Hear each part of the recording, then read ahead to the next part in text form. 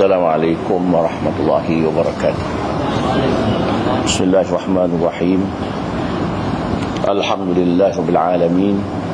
Wassalatu wassalamu ala asyrafil anbiya'i wal mursalin wa ala alihi wa ashabihi at-tabi'in wa tabi'at tabi'in wa tabi'ihim bi ihsan ila yaumiddin. Rabbi shrah li sadri wa yassir li amri wahlul 'uqdatam min lisani yafqahu qawli. Subhanaka la ilma lana illa ma 'allamtana innaka antal alimul hakim. Rabbi yassir wa la tu'assir, Rabbi atmim bil khair, Rabbi adkhilni mudkhala sidqin wa akhrijni mukhrija sidqin waj'al li min ladunka sultanan nasira. Muslimin dan muslimat yang dirahmati Allah, alhamdulillah pada malam ini kita dapat bersama-sama seterusnya berkuliah maghrib. Dan kebetulan kita berada di bulan Muharram, kita juga bersama-sama akan bincangkan mengenai tajuk Ma'al Hijrah. Mudah-mudahan dirahmati dan diredai oleh Allah Subhanahu wa taala. Masuk saja awal Muharram, maknanya masuklah awal tahun baru Islam. Bila masuk saja awal bulan atau tahun baru, maknanya umur kita pun bertambah. Mudah ya. Bila umur bertambah, nombornya banyak. Kalau 40 jadi 41, 50 jadi 51, 55 jadi 56. Banyak nombor dia. Maka susutlah peruntukan untuk hidup. Kalau peruntukan umur 70 tahun, hari ini 61 tahun, bermakna lagi 9 tahun. Kalau umur sudah 69 tahun setengah, lagi 6 bulan. Begitu. Sebabnya tiap-tiap hari terbenam saja matahari, perasanlah kita umur telah pun bertambah sehari, artinya susut satu hari. Ya, nomornya bertambah, peruntukannya susut. Kalau diambil kira bulan orang putih atau tahun orang putih, umur kita ni pendek. Diambil bulan Islam, umur kita menjadi panjang. Umur kita menjadi panjang, banyak jadi. Peruntukan tinggal sedikit. Maka tiap kita ini hendaklah merenung umurnya. Sebaik-baik orang ialah pendek umurnya, tapi elok amalannya. Seburuk-buruk orang ialah banyak umurnya, sedikit amalannya. Ramai orang suka umurnya panjang. Kalau boleh hidup 1000 tahun, dia mau hidup. Tetapi kalau umur panjang, menyusahkan orang lain. Kalau umur sampai 1000 tahun, kerajaan pun pening nak bayar pencen. Nanti anak-anak cucu pun pening. Tengoknya neneknya tak mati-mati. Tengoknya nenek Datuk tak mati-mati, orang tua dia. Susah juga. Orang zaman dulu umurnya panjang-panjang. Tetapi umur panjang makin hari bukan makin bagus, makin jahat. Ya Allah Ta'ala pendekkan umur mereka. Dan kita pun tinggi pun 6 kaki, umur pun 60 tahun. Nabi Nuh 1000 tahun umurnya. Panjang umurnya. Ada Nabi-Nabi yang 300 tahun, 500 tahun. Alhamdulillah, umat Nabi Muhammad ni hanya 60 tahun ke atas. Nabi kata apa? A'maru ummati baina 60 wa 70. Umur umat aku antara 60 hingga 70 saja. Untung kita. Pasal orang zaman dulu beramal ribu-ribu tahun. Kita beramal 40 tahun, 50 tahun masuk syurga yang sama. Mana untung? Orang dulu beramal ratus-ratus tahun. Panjang umur beramal kena tak boleh pencen dia. Beramal tak boleh pencen. Tetapi orang dulu penat. Lelah dia beramal ribu-ribu tahun umurnya. Masuk syurga. Kita beramal 40 tahun, 30 tahun, 20 tahun, 10 tahun. Juga masuk syurga. Mana bagus? Nabi Musa AS minta Allah Ta'ala supaya ia jadi Nabi kepada kita. Allahumma ja'al nabiyya tilkal ummah. Ya Allah, jadikan aku Nabi kepada umat ini. Umat kita ni lah. Orang jawab, innahu minha. Nabi dia daripada bangsa dia juga. Tak apa, Nabi Musa kata, jadikan aku umat kepada Nabi itu. Dia nak jadi umat kepada Nabi Muhammad sallallahu alaihi wasallam. Istimewa umat Nabi Muhammad ni sebenarnya. Ada kelebihannya. Itu satu bab. Itu bab umur. Kita pun digalakkan minta umur panjang. Dan dilarang supaya jangan minta cepat mati. Itu dulu kata. Kita memang tidak salah minta umur panjang. Dan salah kalau minta mati. Sakit sikit, hutang banyak, jangan minta mati. Tetapi kalau sakit yang tak sanggup ditanggung-tanggung lagi, boleh minta mati. Allahumma tawaffani in kanat wafatu khairali. Ya Allah, matikan aku kalau mati elok untuk aku. Wa ahyini in kanat hayatu khairali. Hidupkan aku kalau hidup elok untuk aku. Serah Ta'ala lah. Kalau mati tu bagus, matilah. Kalau hidup tu elok, hiduplah. Tetapi dengan syarat, kerana masalah tak tertanggung lagi sakit. Kalau hutang banyak, jangan minta mati. Pasal orang yang berhutang nanti mati tak nak bayar, nyawa tergantung-gantung. Tu. Dia kata apa? Nafsul mu'min mu'allaqatun bidaini hatta yuqda anhu. Roh orang-orang beriman itu tergantung-gantung, melainkan telah dibayar. Ada iklan perjalanan. Ada iklan perjalanan tu, kerajaan tulis tu. Dia tulis tu, nafsul mu'min mu'allaqatun bidaini hatta yaqdiya anhu.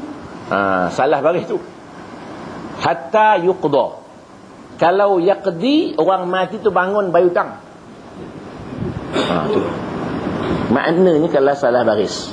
Tapi dia buat iklan tu pasal apa? Kerana dapat duit. Kalau tak bacakan pintu, dia tulis hadis. Cari hadis cukai pintu. Hadis semayang dia tak cari. Hadis curi potong tangan dia tak tulis tu poin hitam tu.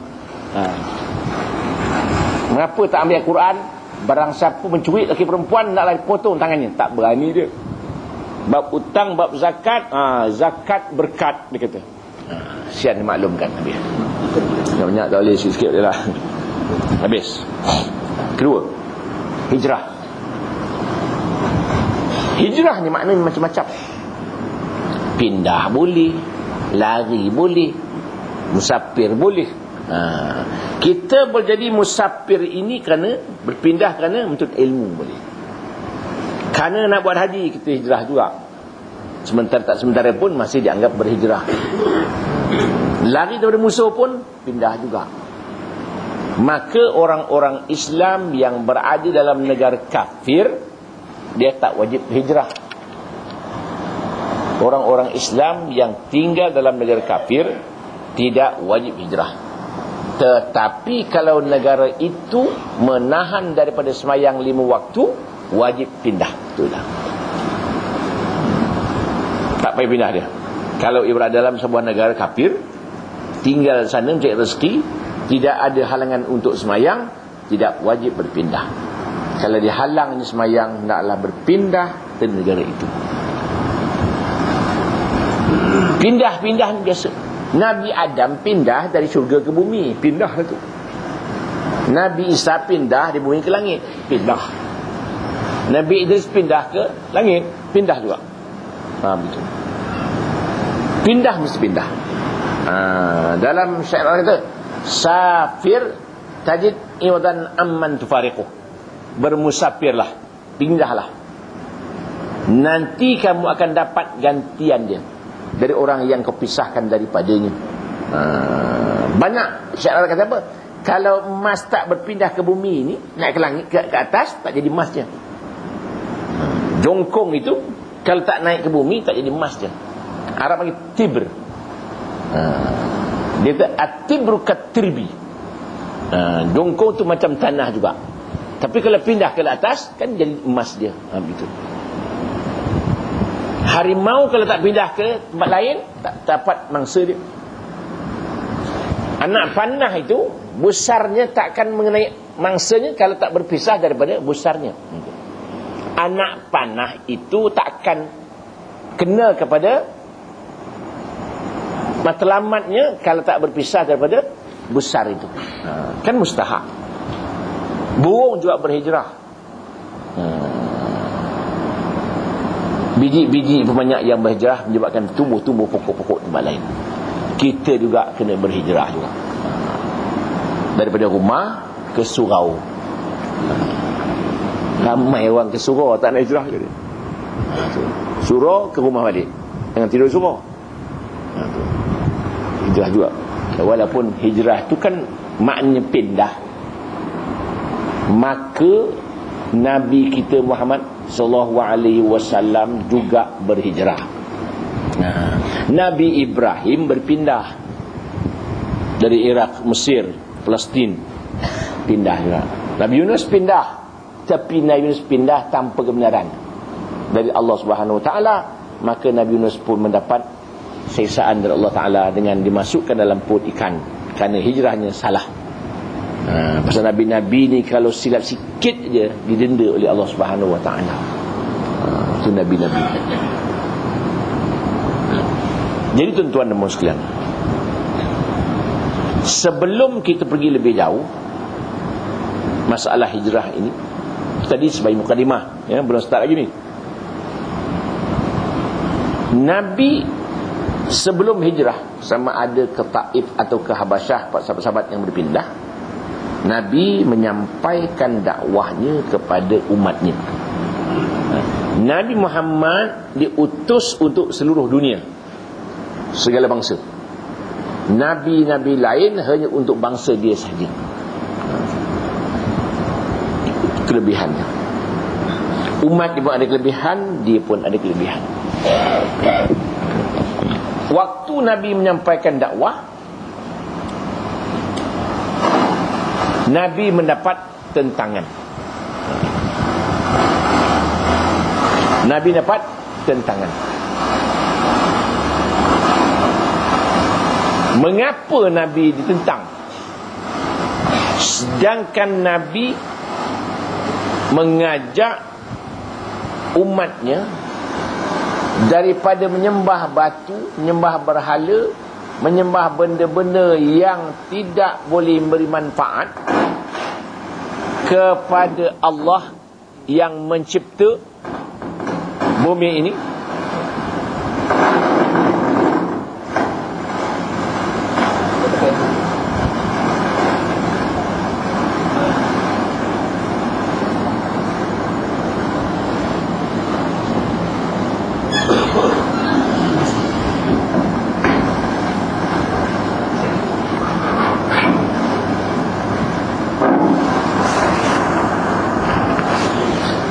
Nabi menyampaikan dakwah, mengajak umatnya menyembah Allah Subhanahu Wa Taala. Mengapakah Nabi ditentang? Ini soalan. Berpindah ya. daripada menyembah patung, menyembah batu, menyembah berhala, menyembah Allah Subhanahu wa taala. Mengapa dia tentang? Apa logiknya? Memang tak logik. Yang menentang Nabi ni disebabkan oleh mereka sudah lama menyembah berhala. Sudah punya tradisi, dia nak ubah payah. Dia marah orang nak mengubah tu. Dia marah orang yang nak mengubah. Dia kata hasbuna ma wajadna alaihi aba'ana. Cukuplah ibadat ni kami terima dari datuk nenek moyang kami. Maknanya awalau kana aba'um la yaqilun syai'an wa la yahtadun, walaupun datuk nenek moyang mereka itu tidak boleh berfikir, tidak dapat hidayah pun ikut aja orang tua. Dia tak gunakan akal dia, tak gunakan fikiran dia merenung-renungkan mengapa sembah patung itu yang dia sendiri buat. Kalau jatuh berdentum pun dia tak boleh bangun, dia sembah juga dia. Kalau terbakar rumahnya, patung diselamatkannya. Patung pun tak selamat diri sendiri. Bagaimana dia boleh sembah? Dia tahu. Bukan dia tak tahu, tapi dah turun-temurun nak ubah payah. Sebab penentangan disebabkan oleh dah lama sangat menganut pahaman-pahaman yang salah itu, dah dalam sudah menjadi apa? Tradisi, sudah menjadi darah daging. Gitu. Itu orang dululah. Orang dulu punya hal. Tengok kita pula. Kita pun lebih kurang juga.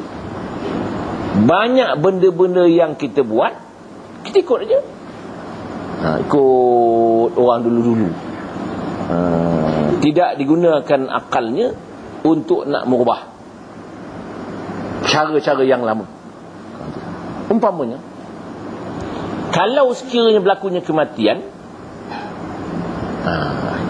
malam itu juga orang cari daun pandan, potong daun pandan tu. Siapa suruh? Nabi ada daun pandan sama dulu? Tak ada. Yang buat ni orang dulu buat. Maka buat. Kemudian bila nak ke kubur tu, bawa keranda tu, dipayungkannya orang mati tu. Apa hal payung tu? Keranda dipayungkannya keranda tu. Apa hal? Pasal payung, orang dulu buat payung. Kemudian bila orang mati tu selimutkan air kerusi. Pasal apa? Apa untungnya orang mati selimutkan air kerusi tu? Tak ada untung apa. Beli kat Mekah, iyalah Mekah lah. Selimutkan keranda dengan air kerusi. Hidup dia pun tak baca air kerusi. Ini pasal apa buat? Orang lain buat. Selimut. Dapat tak orang mati sesuatu daripada selimut air kerusi tu? Bila kita bangkang, orang tu marah. Orang tu buat, dia kata. Antara lain lah, nak sebut banyak, banyak lagi tu. Mengapa soalan? Sama juga saya sebut, bila semain jenazah, mesti tekan keranda tu, tanya, apa kita katakan mayat ini? Baik. Kita kenal tak mayat tu gagak? Kadang orang tak kenal pun, tiba-tiba jenazah je. Oh, ada jenazah mati ni. Siapa ni mati? Orang kamu lain, orang tak tahu siapa-siapa. Betul? Faham? Apa kita kata mayat ni? Baik. Yalah, dapat RM5. Dah rasuah. Kita tak kenal pun orang tu. Kita berani-rani kata baik. Dalam fatwa kerja sebut munafik, dia kata. Pasal apa? Kita pandai-pandai kata dia baik. Kita pun tak kenal. Katakan orang tak pernah sembahyang, kita kata baik ke? Orang yang mati tu, mayang tidak, puasa tidak, tapi buat kesurau, imam pun pegang tu. Apa kita kata mayat ni? Baik, semua kata baik. Baik sungguh ke dia? Kadang-kadang orang yang mati tu, dakwah tak dibagi ni, ceramah tak dibagi ni, tak dibagi ni, kita kata baik juga. Tu lah. Kadang-kadang special brand datang, tengok ceramah tu, yang tengok ni yang salah tu. Ceramah 1 jam, ada satu silap satu. Itu yang cantik dia buat balik tu. Mati dia, kita kata nak balik juga ke? Jam, betul tak? Antara lain lah. Kadang-kadang bila ceramah-ceramah tak bagi ni ceramah kita. Tu. Saya dah boleh ceramah di Brunei. Masuk televisyen Brunei, komplain juga. Mengapa benarkah sebenarnya kamu ceramah di Brunei? Tak teruk kita. Buat surat. Tak boleh ceramah betul. Tu. Tak hebat ke orang Malaysia? Mati dia macam. Itu baik juga ke? Tapi kadang kita dapat RM5, baik. RM5 je rasuah dia. Boleh. Banyak lagi lah hal-hal yang lain. Tinggalkan benda tu. Makna nak ceritakan orang dulu ni, dia menentang Islam itu kerana dah lama. Kita banyak benda yang kita buat lama-lama masih buat. Masih ikut. Sekarang dah banyak kurang lah, alhamdulillah. Kemenyan dah tak ada. Dulu pantang kenduri arwah, kemenyan mesti ada. Dulu, sekarang dah tak ada. Yang malang tu tukang macam doa, yang bakar tu kemenyan. Dia ambil kemenyan, dia bakar, dia ram, tu ambil. Sapu sini pula tu. Macam tak bomoh pula dia. Itu dah disiam. Itu dah nak kali sebut dah, ulang lagi. Habis sebab tu. Okey, sekarang ni Nabi telah pun berjaya sikit sebanyak, tak berjaya penuh, sikit sebanyak di Mekah, menanamkan keimanan kepada orang-orang Mekah. Pasal apa tanam iman dulu? Iman bila kuat, selesai masalah. Pasal iman kita ni macam pokok je. Pokok tu, dia punya imannya seperti itu, apa, akar dia tu. Akar tunjang ke serabut ke. Manakala akar itu bagus, kan pokok tak tumbang. Air elok naik ke pokok, maknanya akan ada buah yang cantik, daun pun hijau dan sebagainya. Nampak kesan iman itu, nampak kesan bagusnya benih itu, bagusnya akar itu melahirkan daun yang hijau dan buah yang canggih. Kita begitulah. Kalau iman kita kuat, selesai masalah. Jadi maknanya, untuk nak membuktikan iman itu kuat tak kuat, tengok amalan dia. Ada orang kata, saya walaupun saya tak sembahyang, iman saya kuat. Bohong itu. Pandai pula dia. Walaupun pasal apa dia kata? Iman dalam, dia kata. Walaupun saya tak tudung, iman saya kuat. Saya beriman. Kan sedap cakap tu. Pandai pula dia bersyarah tu. Kalau gitu telanjang bogil lah senang. Kenapa telanjang ni? Iman kuat. Gitu. Berat. Jadi maknanya, kekuatan iman itu terserlah melalui amalan. Sekarang kita ambil dua pendekatan. Satu, keazaman tahun baru. Yang kedua, nak membuktikan iman itu tabah, handal, kuat, canggih. Kita tambah amalan saja sekarang. Sekarang ni masa dah tak ada. Masa dah tak ada lah. Sekarang nak pesan tuan-tuan, kita ni mesti dah gunakan masa ini sebaik-baiknya untuk beramal. Orang zaman dulu umur pun panjang. Apa dia kata? Fursanun bin nahar wa ruhbanun fil lail. Malam beramal sungguh, siang kerja sungguh. Siang perang sungguh, bermati malam beramal sungguh. Kita tengok, kita baca apa namanya, orang Hamas ya. Bagaimana 2,000 orang Hamas itu, tentera Hizbullah itu, boleh mengalahkan orang Israel itu, Yahudi itu. Punya mereka ni orang yang kuat berpuasa, orang yang kuat beramal. Terus akhirlah, Syiah tak Syiah, jangan baca benda tu. Yang pentingnya, orang Yahudi tak boleh kalah dengan, tak boleh menang dengan orang Syiah yang 2,000 itu. Tu tak pening dia. Mereka memang beramal. Jadi kita ni jangan ambil sunnah separuh. Setengah orang ambil sunnah, sugi gigi dia, sugi je sunnah dia. Kita semua sunnah. Maknanya berniaga itu sunnah. Nabi juga berniaga. Berpolitik itu sunnah. Nabi berpolitik. Jaga keselamatan, Nabi jaga keselamatan, sunnah juga. Kahwin itu sunnah, Nabi kahwin sunnah. Beranak pian Nabi sebagai seorang hakim, seorang ketua negara, seorang mufti, seorang nabi, seorang ayah, seorang datuk, seorang sahabat, seorang suami, semua ada. Itu. Ada orang mengambil separuh habis. Ada orang mengucap aja, sembahyang tidak. Kan ada orang sembahyang aja, puasa tidak. Ada orang puasa sembahyang kuat, zakat tidak. Ada orang semua tidak.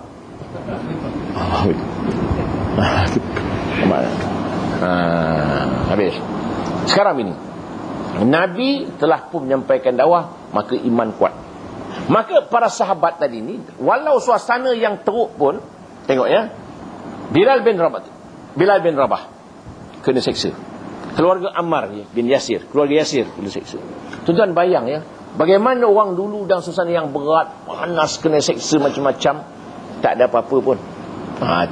Itu Nabi berjaya menaikkan iman kepada orang-orang Quraisy ketika itu. Tuan bayang keluarga Yasir tu, ikatnya kaki kawan bini, kaki sebelah seekor kuda, sebelah lagi seekor kuda yang lain pula. Telentang itu, kaki ditarik ke padang pasir tu. Kuda tu berlari. Bagaimana rupa agaknya orang tu. Padang pasir bukan padang pasir yang batu macam-macam, tapi dia tetap tahankan imannya. Itu hebatnya. Habis meninggal, akhirnya meninggal lah. Apa Nabi itu? Sabran ya ala Yasir, fa inna maw'idakumul jannah. Bersabarlah wahai keluarga Yasir, nanti akhirnya kamu akan masuk syurga. Mahal syurga. Sekarang ni tak ada apa-apa pun. Sekarang ni syurga mudah, mayang aja. Tak ada kena seksa pun. Tak ada kena seksa pun orang semayang surau ada ke? Tak ada. Ada jamuan pula lagi. Ada jamuan, ayam goreng semua ada siap. Tak ada apa pun, tak ada susah pun. Sekarang ni mudah. Suruh apa tak ada, semua siap. Aircon ada, kipas angin ada, kapet ada, semua ada. Jadi maknanya mudah orang sekarang masuk surga, mudah. Tak ada payah, tak ada mati, tak ada pun. Tengok sahabat Abu Bakar, iman dia, kalau timbang iman orang dalam dunia ni, berat iman dia lagi.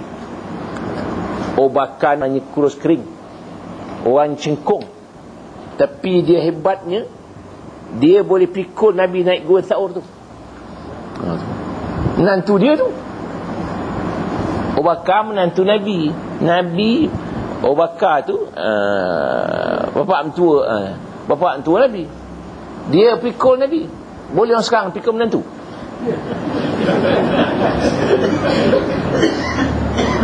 Dia umbang ni ada menyemak tu. Dia bukan pikul Muhammad tu, pikul Rasulnya itu. Cinta dia, sayang. Maknanya dia sayang ke Nabi tu, dia bimbang kalau Nabi mati, apa jadi Islam ni. Itu yang kita takut. Tengok Sayyidina Umar pula. Sayyidina Umar orang yang sangat adil. Dalam sejarah mengatakan bahawa Sayyidina Umar macam air. Air kan mana-mana pergi pun sama kan. Air sungai begitu, air tetap sama juga, adil juga. Itu Sayyidina Umar, waktu nak merasmikan Kota Kahirah, dia pergi seorang-seorang je, bawa pembantu seorang. Dia tak ada pengiring dia, outrider tak ada. Dia pergi. Naik himar pula tu, keldai. Bukan naik kuda, naik unta. Himar pula tidak boleh naik berdua. Jadi dia pergi berdua, gile-gile lah. Kalau engkau susah, penat, engkau turun, aku naik. Kalau engkau naik, aku turun. Jalan tu bergelir sampailah Kota Kahirah. Nak resmi Kota Kahirah ni. Sampai Kota Kahirah, hamba penat tak dah. Umar tengok naik, aku turun. Sampai pening orang Kahirah, mana satu khalifah ni yang naik himar tak tahu langsung. Takkan khalifah jalan kaki. Dia pergi naik Honda Cup aja. Tu. Tak ada kata kau tunggulah menyibuk orang ni, orang nak sambut aku ni. Tu Sayyidina Umar. Tu kehebatan Sayyidina Umar. Itu sebab Nabi kata, wahai Umar, syaitan kalau berjalan ikut laluan, satu laluan, bertembung kau, syaitan akan lari. Nampak dia buat tu. Jalan sap Sayyidina Umar, syaitan yang lari, tak biasa. Kalau kita jam lagi rapat. Syaitan lari kalau jumpa Sayyidina Umar. Itu hebat. Itu kelebihan dia. Itu sebabnya satu ketika ya, orang-orang Mesir hantar surat kepada Sayyidina Umar. Dia kata kebiasaan kita orang Mesir ni, kalau sungai Nil surut, kita akan korbankan seorang wanita yang paling cantik di Mesir ini, letak tengah-tengah sungai itu, ikat untuk sebagai semah. Sungai itu naik, percayaan dia begitu. Percayaan orang Mesir, kalau sungai Nil itu surut, letak anak dara tengah-tengah. Pasal jin nak makan anak dara. Bukan nak makan dara tu, nak makan anak dara tu. Tak pelik jin dulu ni. Zaman Sayyidina Umar, Islam dah masuk. Tulis surat, wahai Umar, wahai Amirul Mukminin, kebiasaan kami di Mesir ni, kalau surut sungai Nil, kalau akan tangkap anak dara, letak tengah-tengah. Umar kata jangan buat bagaimana. Sudah, jangan buat begitu lagi. So Umar buat kecil. Dia kata surat ini nanti kalau sampai, campakkan ke dalam sungai Nil tu. Apa tulis? Wahai sungai Nil, kata Sayyidina Umar, kami tidak berhajat kepadamu. Yang kami hajat ialah kepada Allah Subhanahu Wa Taala. Sampai surat, campak sungai tu, naik sungai. Itu kelebihan tu. Kalau orang sekarang bagi keramat, keramat tu. Zaman dulu tak sebut keramah. Itu kelebihan Sayyidina Umar. Sayyidina Osman pula, apa kelebihan dia? Apabila orang kepung rumah dia, nak dibunuh Sayyidina Umar, Sayyidina Osman tu, dia terus baca Quran, dia tak kisah. Tak mengeletar dia. Tak mengeletar Sayyidina Osman. Dia baca Quran biasa. Isteri peluk dia, orang cantas, putus jari dia. Putus jari si isteri Sayyidina Umar, Sayyidina Osman. Sayyidina Osman bertenang je. Bertenang Sayyidina Osman. Sayyidina Ali pula, Nabi kata, wahai Ali, kau duduk tidur tempat aku. Aku nak pindah ni. Ali tidur. Tak ada Sayyidina Ali kata, jangan, mampu aku ni kang. Itu Sayyidina Ali juga. Banyak cerita Sayyidina Ali lagi lah dalam hal-hal yang lain. Itulah 4 orang sahabat, dan tambah lagi 6. Mereka ini telah pun jamin oleh Allah masuk syurga, yang disebut al-mubasysyir bil jannah. Orang-orang yang diberi khabar berita mengatakan dia ahli syurga. Tetapi mereka ini walaupun dah ahli syurga, tetap juga mereka ini beramal. Tetap juga dia beramal. Sayyidina Umar, Abu Bakar beramal, Umar beramal, Uthman beramal, Ali beramal, dan sahabat-sahabat yang lain pun beramal dia. Tak ada kata kita dah ahli syurga, tak payah mayang, dah jamin masuk syurga. Mayang buat apa ni? Dia terus beramal juga. Itulah jihad dia. Jadi kita lihat pula persoalan sekarang ni lah, apabila Islam telah ditekan, yang masuklah juga. Islam masuk, kata masuk. Begini kaedahnya. Apabila Nabi ditentang, orang-orang luar nak tengok mengapa Muhammad ni tentang. Dia dengar ceramah sekali, tak ada apa-apa pun, masuk seorang. Pasal dakwah lagi ditahan, lagi jalan dia. Dia takkan berhenti. Dalam macam biasa, berkembang. Walaupun banyak yang telah diseksa dan sebagainya, tetapi Islam makin berkembang. Walau tak ramai, makin berkembang. Sebagaimana yang saya sebut awal-awal tadi, menentang itu ialah tradisi. Yang kedua, penentang ialah orang-orang menyaga. Pasal kalau sekiranya Islam naik, orang menjaga patung tutup kedai. Dia tentang. Itu yang takut tu. Akhirnya Nabi berhijrah juga ke Madinah. Nabi hijrah ke Madinah ni mengapa? Ini soalannya. Jawapannya, bukan dia hijrah tu kerana ancaman, kerana tekanan, kerana takut orang-orang Quraisy, tapi Nabi berhijrah kerana arahan Allah Subhanahu Wa Taala. Kena ingat. Ini kaedah dia. Jangan kita katakan bahawa Nabi hijrah ni kerana ancaman, tak. Nabi hijrah kerana perintah Allah Subhanahu Wa Taala, arahan. Tu Nabi hijrah tu. Nabi Yunus dia pindah juga, tidak dengan arahan. Ni Muhammad pindah kerana arahan. Maka dengan demikian, Nabi berhijrah ini adalah untuk menegakkan sebuah negara Islam di Madinah. Itu sebenarnya. Bukan lari dari perjuangan, tapi adalah untuk mengatur perjuangan. Macam Khalid bin Walid ya. Dia pergi perang, tengok tentera musuh bukan ramai. Dia kata tak jadi ni, kalah kita ni Kang, balik. Undang-undang perang tak boleh balik. Khalid kata balik, meninggalkan medan perang untuk strategi hukumnya harus. Lari tak boleh. Lari hukumnya berdosa besar. Tak tengok musuh ramai, balik kita, salah tu. Khalid terus balik. Upum Khalid ni orang yang canggih. Dia balik, diperintahkan tentera semua tukar baju. Tukar baju, masuk balik perang. Tentera musuh kata, sudah kita. Ni tentera mana pula datang ni? Tentera musuh pula lari. Ni Khalid pun canggih. Tu Khalid panggil Asadullah tu, singa Allah Ta'ala. Tapi kita kona sikit. Khalid bin Walid ni, apabila nak mati, orang kira dia punya liang kena parang tu 99 lubang. 99 ni kena parang. Nak meninggal dunia, menangis dia. Wahai Khalid, mengapa engkau menangis? Engkau perang bukan yang hebat, mati engkau takut. Apa kata Khalid? Aku bukan takut mati, tetapi aku bersedih tak dapat mati dalam medan perang. Aku mati di atas tempat tidur juga. Aku tak dapat mati syahid. Begitu. Kita 13 Mei nuntut ilmu kebal, takut mati. Tu kelebihan orang Melayu belakang tu.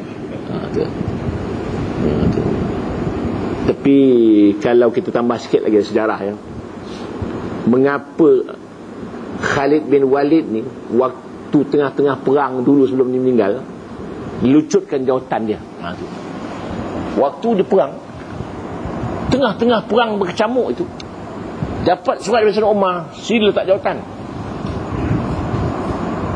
Khalid bin Walid dapat terima, diserahkan kepada siapa lah ganti dia, serahkan kepada orang lain. Dia perang macam biasa, perang juga. Habis perang, serahkan jawatan pada sahabat lain. Orang tanya dia, wahai Khalid, mengapa kau perang juga? Jawatan dah tak ada. Aku perang ni bukan kerana Umar, bukan kerana Abu Bakar. Aku perang kerana Allah. Ada jawatan, tak jawatan, perang juga. Itu canggih. Kita kadang-kadang dah buat surau, dah selesai surau, tak naik nama, tak surau dah dia. Asal jawatan tak ada. Itu dia. Bukan orang sini, orang England lah kan. Man dia nakkan jawatan tu, bukan nakkan pahala tu, nakkan jawatan tu. Ada setengah pendapat mengatakan bahawa Khalid bin Walid ni diletakkan jawatan ya, pasal dia tiap-tiap kali perang tak pernah kalah, menang je. Perang menang. Umar takut nanti orang akan puja Khalid bin Walid, lucutkan dulu. Makna nak mengajar kita, kalau jadi ketua lama sangat, turunlah, supaya jangan orang takdiskan kita. Sekarang tempat ni lama pegang jawatan, dia tak nak turun, takut nak turun tu. Khalid bin Walid terima dengan penuh tenang dia. Habis, kita balik-balik. Belum start lagi ni.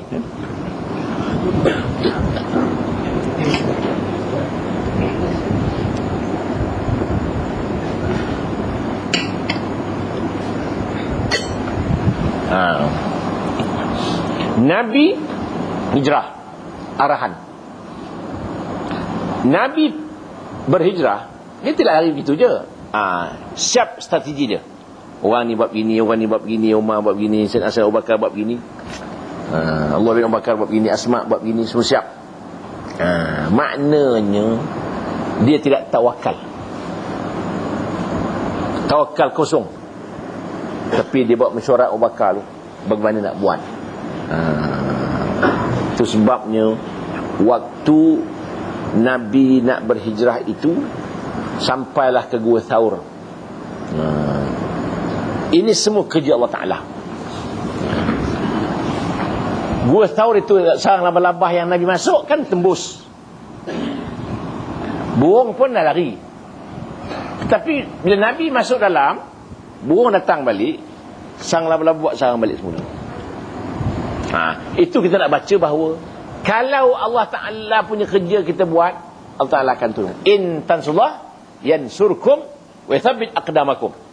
Kalau kamu tolong Allah, Allah akan tolong kamu. Allah akan tetapkan pendirianmu. Itu persoalan lagi.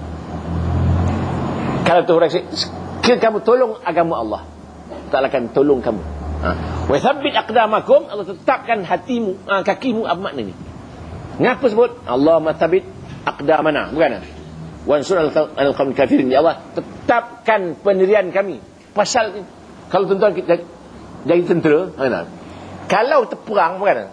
Kalau tangan menggeletar, tak apa, boleh menembak lagi. Kaki menggeletar, habis. Tak.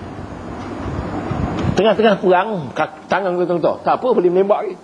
Kaki menggeletar, habis, jatuh ke bawah. Tu, thabbit aqdamana tu. Tetapkan pendirian kami. Maknanya biar kekuatan itu kuat. Maknanya Nabi dalam, kan? Abu Bakar dalam. Mengapa orang Quraisy tak pandang ke bawah? Kalau dia pandang kaki ni saja, kaki dia sendiri, nampak Nabi dalam tu. Mengapa terlangak gitu? Kita baca dah. Kita baca bahawa ini semua telah pun ditakdirkan oleh Allah SWT. Nabi tak mati, Abu Bakar tak mati. Kita begitu. Maknanya kita belajar bahawa kalau antara kita mati, tidak. Habis selesai masalah. Kan kadang-kadang kita nak kuat juga iman ni. Accident, kan? Bawa hospital. Sampai hospital, doktor tak datang, lambat datang. Meninggal orang sakit, orang yang accident tadi. Doktor tak guna, dia kata, kau cepat hidup dia tadi. Tak ada, memang tak doktor datang lambat. Umur dia pun pendek, habis. Memang ikhtiar lah. Tapi itulah sudah berlaku. Tak sesal. Selalu kita sesal. Kalau saya hantar hospital swasta tadi, tak mati tu. Ini cuai dia kata. Tak, mati dia. Itu sebab. Makna sebab itulah dia. Begitulah Nabi tadi. La tahzan innallaha ma'ana. Jangan bimbang, Allah Ta'ala ada. Itu. Nak mengajar bagaimana akidah kita begitu. Tepi yang malang, labah-labah, bagus. Burung pun canggih. Tapi waktu orang Quraisy datang tu, cicak berbunyi. Itu soalannya. Pasal kaedah cicak ni, kalau orang ada rumah, dia bunyi. Itu kaedah dia. Kalau kita pergi makan kawan kita, kan, tutup pintu, Assalamualaikum, senyap, cicak bunyi, doang tu. Itu kaedah dia. Cicak pandai dia. Dia nak cerita orang, ada orang. Tu kan, Gua Thaur itu, Quraisy dah tak percaya, dah tak ada orang dah. Tapi cicak bunyi. Tak yakin dia. Itu, dia tak yakin. Cicak jahat. Sunat bunuh cicak ni. Sekarang ni, surau-surau dah tak ada cicak. Dulu cicak banyak. Pantang ada surau. Ramai cicak. Sunat bunuh cicak ni. Elok mati serentak. Sunat. Waktu zaman Nabi Ibrahim, dia lah tukang tiup api tu. Bagi marah api. Jahat cicak. Burung-burung binatang-binatang lain bawa air sikit seorang untuk nak padamkan apa nama api yang bakar Nabi Ibrahim tu. Cicak tak dia tiup, bagi marah. Binatang lain walaupun sikit air, ada sumbangan dia untuk menolong dakwah ni. Cicak tak. Mana orang yang menentang dakwah ada pada cicak itu.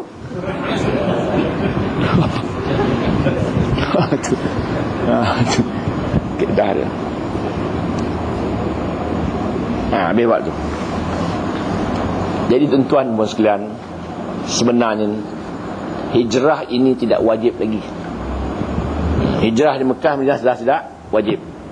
La hijrata ba'dal fath walakin jihadun wa niyyah. Tidak lagi ada hijrah selepas peresmian pembukaan Mekah. Yang ada jihad dan niat tinggal. Sekarang tak wajib dah.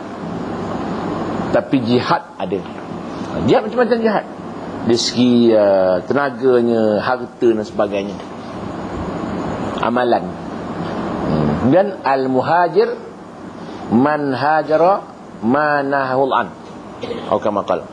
Apa namanya? Orang yang berhijrah itu orang tinggalkan apa yang telah ditegah oleh Allah Subhanahu wa taala. Ya. Sekarang kita buat pindah. Orang Islam itu dah sejarah lama nak ulang dah. Kita pula. Sekarang ni kita nak meningkatkan amalan kita, menambahkan amalan-amalan yang fardu, yang sunat, yang fardu jangan tinggal, dan amal-amalan yang lain kita buat. Dan dosa-dosa tinggal. Itu dia. Ramai orang yang boleh berbuat baik, tetapi tidak ramai orang yang boleh tinggalkan yang maksiat. Begitu. Mana buat baik, sembahyang boleh, ramai orang boleh buat. Ninggalkan maksiat tu payah. Dia boleh sembahyang, tapi nak tinggalkan nombor ekor tu payah. Itu kaedah dia. Dia boleh ke Mekah, nombor tak boleh tinggal. Satu orang dia datang jumpa saya, dia sama-sama saya ke Mekah. Datang ke rumah, Assalamualaikum Ustaz, Waalaikumsalam. Naik gaji, tak payah, bawah cukup. Apa hal? Nak minta nombor lah dia kata. Takkan beli. Dia datang jumpa saya nak minta nombor 4 digit Ustaz, dia kata. Saya kata apa nombor apa benda pula Pak Haji ni. Tidak, baru saya balik kampung, dia kata. Orang kampung kata kalau nak nombor ni jumpa Ustaz Main Kamus. Agaknya orang kampung nak bagi dajal ke dia ni, supaya dia ni apa namanya terperangkap dengan saya, minta saya supaya saya nasihatkan dia. Orang lurus, dia kira lurus itu, tapi lurus yang bengkok. Semayang dia ke Mekah, balik nombor, nampak tak? Contoh balik kampung, orang kampung-kampung itu semayang kuat, nombor tak tinggal. Dalam poket, nombor ada dalam poket. Semayang, tengah-tengah sujud jatuh nombor. Allah Akbar, masuk balik nombor. Dia semayang. Di Johor, kedai-kedai ekor tu ada baji-baji yang pakai songkok beli nombor. Saya lalu kedai tu, Pak Haji yang kata nombor, songkok pun dalam poket lah. Nampak? Maknanya ramai orang yang boleh buat ibadat, tidak ramai orang yang bertinggalkan maksiat. Masih yang sama. Itu dia. Jadi hijrah makna tinggalkan apa yang dilarang. Kita sekarang, kita jihad kita mesti berubah. Satu pesan saya, malam-malam kita bangun. Tahun lepas 14-26 tak bangun, 14-7 ni kita bangun, mesti berubah. Bangun sembahyang malam. Pasal saya baca satu buku, buku dipanggil terapi sembahyang tahajud. Memang sembahyang tahajud memang canggih. Pasal waktu sunyi, sepi, waktu pukul 3 pagi itu waktu rahmat turun, pintu langit terbuka, kepala kita, jiwa kita tenang, hening bening. Memang tidur itu sedap, tapi berbisik, bermunajat, menghadap Allah Ta'ala itu lebih sedap. Tidur itu fizikal. Fizikal. Sembahyang tahajud itu rohani. Pas rohani ni bila tenang, jasmani pun menjadi tenang. Tidak ada satu ubat yang tenangkan fikiran melainkan sembahyang tengah malam itulah. Yang amat payah orang buat. Pasal dia rasakan tidur tu lebih canggih daripada beribadat.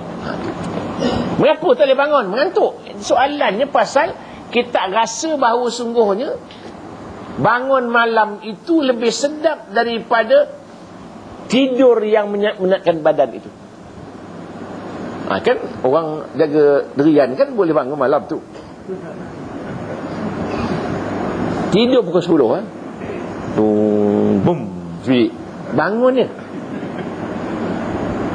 Tidur balik. Bum, bangun. Jatuh. Bangun. 10 kali bangun. Tak mengantuk. 3 orang bangun. Tidur ke pondok durian. Saya tahu saya jaga durian juga. Memang mengarut.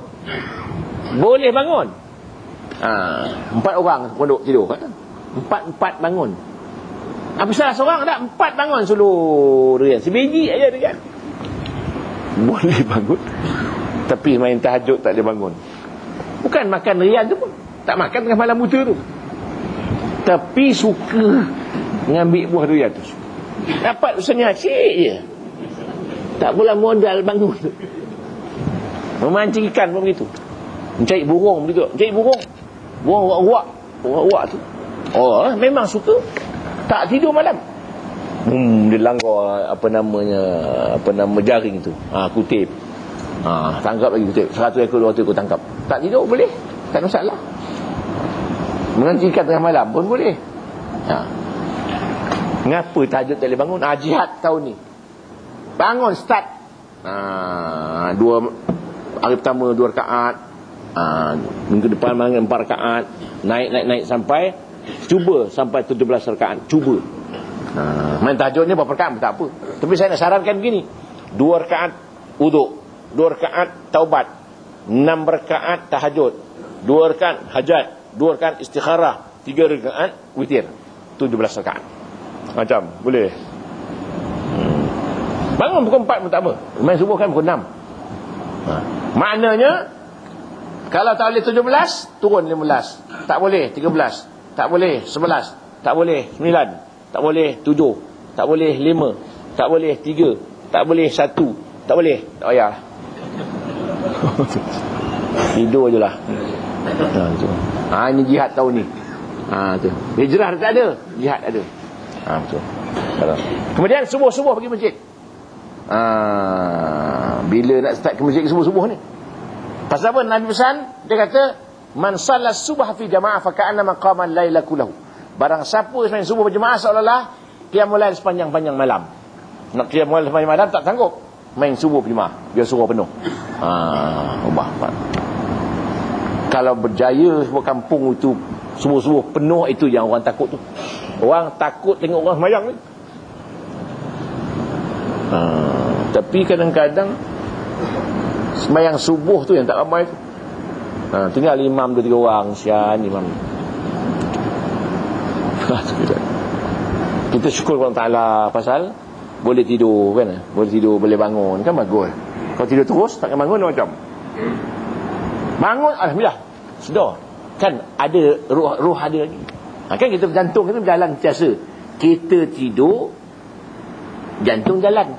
Kan? Kita jalan, jantung jalan. Kita berhenti, jantung jalan. Jantung berhenti, kita jalan. Gitu. Itu kita. Itu jihad yang kedua. Banyak lagi jihad. Itu bab ibadat. Pesan sembahyang sunat jangan tinggal. Lepas maghrib main sunat muakkad. Jangan tinggal. Tahun ni punya azam dan tahun ni jihad. Begitu. Sembahyang sunat subuh. Sembahyang sunat subuh, kalau sampai surau orang dah sembahyang fardu dah. Lewat. Kita boleh sembahyang sunat selepas subuh yang qabliyah punya. Ditangguhkan lepas subuh. Bukan sembahyang sunat ba'diyah, tak. Ba'diyah tak ada. Tapi yang terlambat tadi ditangguhkan boleh buat selepas solat subuh. Tu. Tapi kadang-kadang payah juga kita. Bila sembahyang sunat lepas subuh, orang tengok je. Tak mengaji dah tu. Padahal dia tak mengaji. Sama juga sembahyang sunat sebelum zuhur, sesudah zuhur, selepas Jumaat. Lepas Jumaat jangan tinggal, muakkad. Banyak orang buat sebelum Jumaat, lepas Jumaat dia balik. Kita buat lepas Jumaat. Lepas sebelum Jumaat pun buat, lepas Jumaat pun buat. Kalau ada orang kata lepas sebelum Jumaat itu bid'ah, betul lah awak kata bid'ah. Yang tak bid'ah pun betul juga. Dua-dua. Jangan bertekak. Kan orang sekarang kan macam-macam pandai. Kan ini bid'ah, itu bid'ah. Nanti dulu. Ulama' ni kan ramai. Ulama' ni pun ulama' ni pun ulama' juga. Ulama' ni kata boleh sembahyang sunat sebelum Jumaat. Ulama' ni tak boleh. Tak boleh pun betul, boleh pun betul. Habis selesai masalah. Buat apa nak pergi lain? Pasal ulama' kan, ulama' ni bila beristihad salah, dapat 1 pahala. Betul, dapat 2 pahala. Kan selesai masalah. Kita orang awam nak ikut pun boleh, tak ikut pun boleh. Jangan bertekak. Sama juga wirid lepas sembahyang kata bid'ah, doa kata bid'ah, talqin kata bid'ah. Betul, awak cakap tu betul. Yang lain pun betul. Kan senang itu. Terus apa lagi? Pasal ada pendapat yang berbeza-beza. Zaman Nabi pun berlaku, Nabi tak marah pun. Yang masalah sekarang ni orang pandai-pandai semua dia kata ni bid'ah. Kalau tak jumpa hadis, cakaplah tak jumpa. Jangan kata tak ada. Pasal ilmu kan 3. Ilmu apa dia? 3. Al-Quran, sunnah dan tak tahu. Tak tahu tu ilmu dah tu. Pasal dia tahu yang dia tak tahu. Kan ilmu. Dia masalah dia tak tahu yang dia tak tahu. Kan dia panggil jahil murakab tu. Nampak tak? Itu jihad. Ibadat, tuan pesan. Quran jangan lupa. Jihad sikit masa. Ambil sikit masa untuk beribadat, untuk baca Quran, untuk wirid, untuk zikir. Ada masa. Sama juga harta kita. Harta macam-macam boleh jihad. Termasuk kita nak sedikit simpan wang kita itu, kita berjihad tahun ni iaitu berhenti merokok. Itu jihad ni. Jihad yang paling bagus sekali. Maknanya kalau orang kampung kita ada 1000 orang yang merokok, 1000 orang Islam merokok. Tak banyak, 1000 orang aja dalam kampung ni. Jadi kalau seorang merokok RM150, berapa boleh simpan tu? RM150,000. Surah ni boleh pasal akaun dah, 14 tingkat boleh. Setahun berapa? 18 juta. Hanya dibakar aja. Jihad tahun ni berhenti dulu merokok atau berhenti membeli merokok. Nak merokok minta kawan. Tu jihad tu. Sikit je.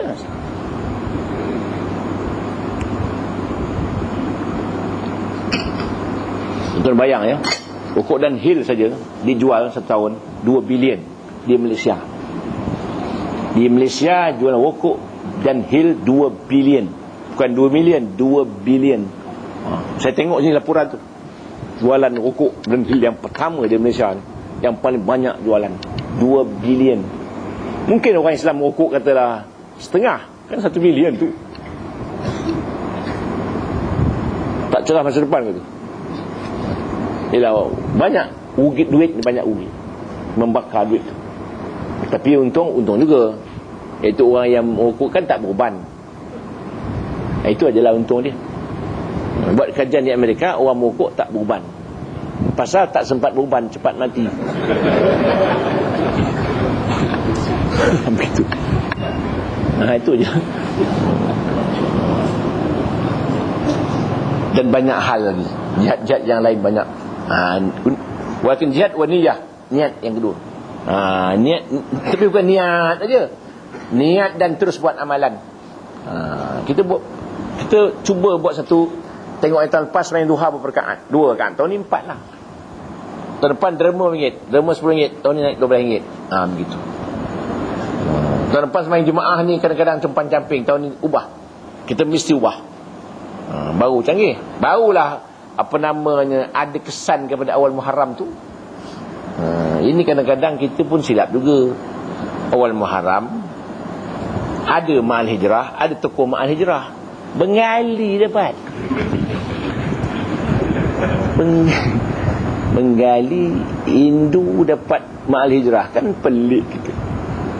Tak ada orang Islam ke Malaysia ni yang layak terima tokoh Ma'al Hijrah. Cina, Bengali, India, dia pun tak tahu benda Ma'al Hijrah. Dia pun tak tahu.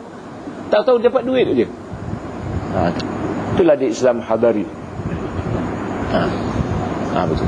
Sekarang banyak yang tangkap lagi tu wajah. Itu dia. Jadi kita berhijrah, memang kita baca sejarah macam-macam. Kita nak ubah. Jadi kita besok start surah kita ni, mesti kita sembahyang subuh awal-awal datang surah dah. Lepas kita ada 3 golongan. Taman masabiqun bil khairat, muqtasid dan zalimun nafsih. Sabiqun bil khairat, orang lumba-lumba untuk buat kebajikan. Sebelum subuh dah sampai dah. Tu. Sebelum azan dah sampai dalam masjid. Yang kedua muqtasid, sederhana. Orang dah azan dah pun sampai, boleh tahan. Yang ketiga zalimun nafsih, orang dah balik dia tak sampai. Jadi maknanya maghrib pun begitu. Cuba usahakan. Tapi kadang-kadang kita ada pasal malam Jumaat, kan? Malam Jumaat ni ada pasal malam. Waktu itulah orang ramai keluar untuk beli macam-macam keperluan dapur. Waktu itu juga kambing balik, lembu balik, ayam balik, semua balik. Waktu semua itik balik, macam itik pulang petang balik itik tu. Kita pula keluar puasa malam, tak selisih dengan kambing. Mana kambing? Semain maghrib, dia kata. Jadi malu dengan kambing kita. Jadi maknanya sekarang ni orang tak kisahkan azan dah. Tak kisah. Itu sebabnya kita bimbang. Sekarang ni kan bala turun ke Johor, bala sungguh. Itu bala sedikit. Di Indonesia sekarang ni, di Indonesia di Surabaya, saya lupa nama, Cilapandi ke nama tempat tu. Dia menggali minyak, menggali gas, yang keluar lumpur macam mancut lumpur. Sekarang masih lumpur keluar lagi. Lumpur keluar tu berasap. Habis orang kampung pindah belaka. Naik sekarang ni. Lumpur di Surabaya, kawasan Surabaya. Lebih kurang 1 jam daripada Surabaya tu. Baru saya nak pergi, tak dapat pergi. Jam. Jadi maknanya Allah Ta'ala turunkan bala itu tak bila-bila nak berhenti Indonesia tu. Pelik-pelik sana. Pelik-pelik. Sana kan ajaran lama-lama kan masih kuat lagi. Yang ilmu lama masih kuat lagi. Kan setengah-setengah tempat tu kalau orang mati, bila mati nak dikuburkan tak boleh, jauh. Nak bawa kereta ke tak ada, nak pikul tak larat. Orang nak tanam orang mati ni, apa maknanya? Dipujanya orang mati tu, bangun orang mati tu, jalan kaki ke kubur dia, sendiri pergi. Tu. Jadi maknanya orang mati tu payah nak awak, saya pergi sendiri lah dia tu. Itu antara lain lah. Banyak lagi lah pelik Malaysia ni. Walaupun diiktiraf oleh dunia, negara Islam yang paling ramai dalam dunia ni Indonesia, 200 juta. Tapi macam buih juga, tak jadi apa. Kita Malaysia ni kita jaga juga supaya jangan sampai turun bala. Kan banjir lagi Johor tu, tak berhenti. Dah basuh elok dah, banjir balik, basuh lagi, banjir balik. Tapi orang-orang kita ni tak mengaku. Itu dia kata bencana alam. Dia tak kata itu bala dan Ta'ala. Dia tak kata itu wabak, ataupun dia panggil musibah. Musibah tu memang ada 3. Musibah dipanggil musibatul musibatul bala, musibatul tarbiyah. Ada 3 musibah. Maknanya musibah kerana bala, kemudian musibah kerana cobaan, bala cobaan lah, musibah sebagai pendidikan, atau musibah jaza, musibah kerana balasan Allah Ta'ala. 3 musibah. Musibah jaza, musibat kerana Allah Ta'ala balas disebabkan kesalahan kita. Musibatul bala, musibat kerana cubaan Allah Ta'ala. Tengok iman kuat tak kuat. Maknanya banjir kan, alhamdulillah banjir je, orang tak banyak mati. Itu baik. Kalau tsunami lagi teruk, aduh kan. Maknanya datang bala tu, kita mesti merenungkan apa silap kita ni, membetulkan kesilapan. Begitulah. Akhirnya dapat kita buat kesimpulan bahawa hijrah Nabi ke Mekah ke Madinah ni adalah untuk menegakkan sebuah negara Islam di Madinah. Memanglah ceritanya ke macam-macam aja. Nak ambil sini boleh, ambil sini boleh, macam-macam. Begitulah tuan-tuan sekalian, mudah-mudahan dirahmati dan diridai oleh Allah Subhanahu wa taala. Sekian dulu aku qul hadza wa sallallahu alazim a'udzubillahi minasyaitonir rajim. Bismillahirrahmanirrahim. Alhamdulillahirabbil alamin. Wassalatu wassalamu ala asyrafil anbiya'i wal mursalin wa ala alihi wa sahbihi ajma'in. Allahumma nawwir bil ilmi qulubana واستعمل بطاعتك أبداننا وخلص من الفتن والمحن أسرارنا واشغل بالاعتبار أفكارنا وقنا شر وسر الشيطان وأجرنا منه يا رحمن حتى لا يكون له علينا سلطان وصلى الله على محمد وعلى آله وصحبه وسلم والحمد لله رب العالمين. السلام عليكم ورحمة الله وبركاته. Hafisan Yatim dan Fuqaha memerlukan semangat anda untuk peminat surau bernilai RM250,000. Ulurkanlah bantuan untuk anak-anak ini. Segeralah membuat bajikan. Hubungi 013-362-1236, 013-362-1236.